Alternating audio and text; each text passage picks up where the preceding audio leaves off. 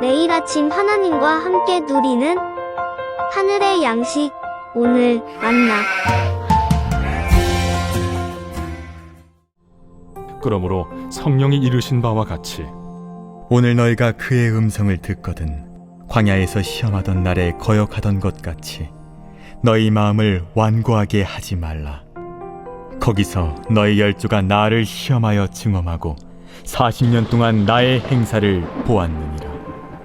그러므로 내가 이 세대에게 노하여 이르기를 그들이 항상 마음이 미혹되어 내 길을 알지 못하는도다 하였고, 내가 노하여 맹세한 바와 같이 그들은 내 안식에 들어오지 못하리라 하였느니라. 형제들아, 너희는 삼가 혹 너희 중에 누가 믿지 아니하는 악한 마음을 품고 살아계신 하나님에게서 떨어질까 조심할 것이요, 오직 오늘이라 일컫는 동안에 매일 피차 권면하여 너희 중에 누구든지 죄의 유혹으로 완고하게 되지 않도록 하라. 우리가 시작할 때 확신한 것을 끝까지 견고히 잡고 있으면 그리스도와 함께 참여한 자가 되리라. 성경에 일렀으되 오늘 너희가 그의 음성을 듣거든 경노하시게 하던 것 같이 너희 마음을 완고하게 하지 말라 하였으니, 듣고 경노하시게 하던 자가 누구냐? 모세를 따라 애굽에서 나온 모든 사람이 아니냐? 또 하나님이 40년 동안 누구에게 노하셨느냐? 그들의 시체가 광야에 엎드러진 범죄한 자들에게가 아니냐? 또 하나님이 누구에게 맹세하사 그의 안식에 들어오지 못하리라 하셨느냐? 곧 순종하지 아니하던 자들에게가 아니냐? 이로보건대 그들이 믿지 아니하므로 능히 들어가지 못한 것이라.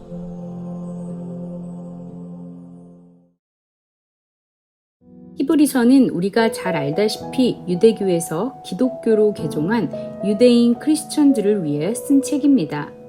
이들은 외부의 핍박은 물론 내부적으로도 동족들의 위협을 견디어야 했습니다.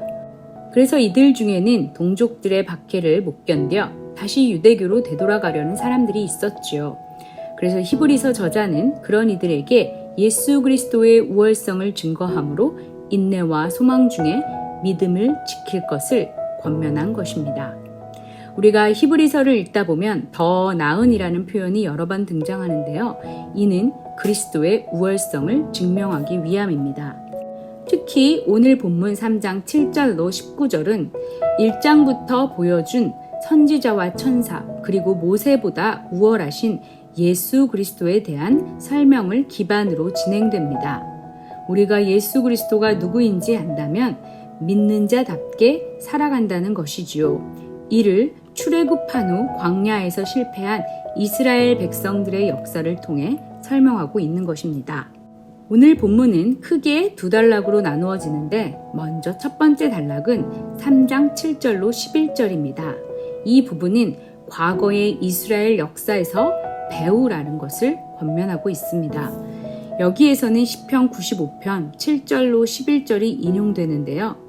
시편 95편은 우리가 잘 알다시피 출애굽기 17장의 마사 사건과 민수기 14장의 가네스 바데아 사건을 배경으로 합니다. 출애굽 1세대가 40년 동안 광야에서 방황만 하다가 하나님의 안식, 그러니까 하나님이 자신들에게 주시겠다 약속하신 가나안 땅에 들어가지 못했다는 것입니다. 하나님 말씀을 듣고도 순종하지 않고 오히려 그 마음을 강팍하게 했기 때문이지요.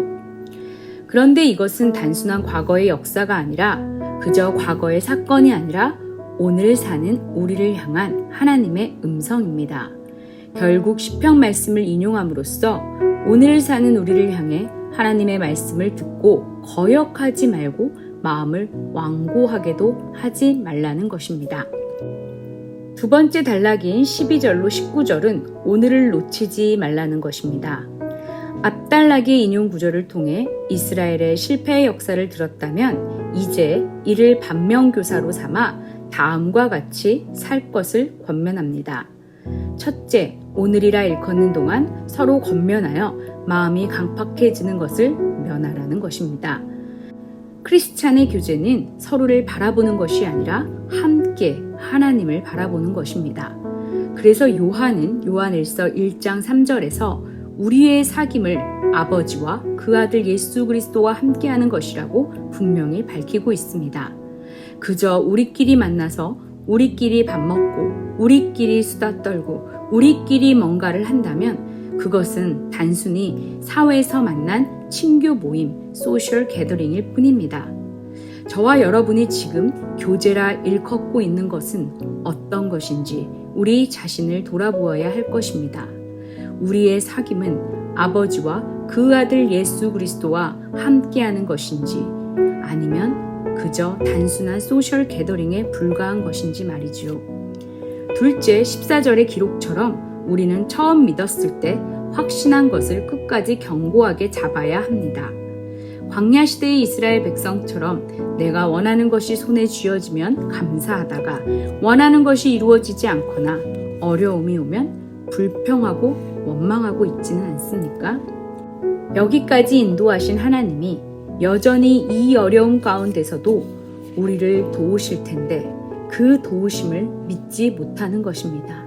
아니 믿지 못하는 것에 그치는 것이 아니라 오히려 하나님께서 우리를 이렇게 좋지 않은 상황까지 몰고 가셨다고 의심하는 것이지요.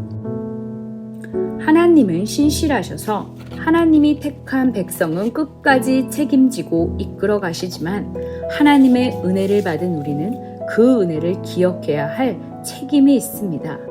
그래서 모세는 백성들에게 계속하여 기억하라고 명령한 것이지요. 16절에서 18절에는 세 가지 질문과 답변이 나옵니다. 여기서 흥미로운 것은 세 가지 질문은 모두 시편 95편을 인용하고 있고 이 질문에 대한 답변은 모두 민수기 14장에 근거하고 있다는 사실입니다. 오늘 이 짧은 본문에서만 오늘이라는 단어가 2번 등장합니다. 시편 95편을 인용하며 과거 이스라엘 역사를 조명하고 있지만 이렇게 광야에서 하나님을 시험하고 거역하여 하나님의 안식에 들지 못했던 이스라엘 백성의 실패를 통해 지금 오늘 교훈을 얻으라는 것입니다. 당시 이 편지를 받았던 유대인 크리스천 공동체도 우리와 같이 다원족 문화 속에 살면서 유대인들의 전통적 가치관과 헬라적 관습 그리고 외부의 핍박과 위협에 놓여 있었던 자들입니다. 문화적으로, 사회적으로, 종교적으로 그리고 관습적으로 모든 면에서 어렵고 힘들지만 과거의 불순종한 실패의 역사를 반복하지 말라고 권면하고 있는 것이지요. 성령님은 오늘을 사는 우리에게도 지금 말씀하고 계십니다. 어렵고 힘들지만 예수 그리스도만 말미암는 복음의 절대성을 포기하지 말아라. 서로 피차 권면하여 마음을 강팍하게 하지 말고 끝까지 경고하라. 고 말씀하십니다. 그렇다면 어떻게 우리가 그렇게 할 수 있을까요? 그에 대한 대답은 어제 본문 3장 1절에 이미 제시되었습니다. 예수를 깊이 생각하라. 다른 어떤 것이 필요 없습니다. 오직 예수님만을 깊이 생각하면 다양한 문화 속에서 혼란을 극복할 수 있고 어떤 박해와 위험에서도 흔들리지 않을 수 있습니다. 그리고 우리 예수님을 그렇게 바라보다 보면 우리의 마음은 부드러워지고 그 부드러운 마음을 가지고 순종할 수 있게 됩니다. 이 일이 오늘 우리가 해야 할 일입니다. 예수님을 바라보는 일입니다.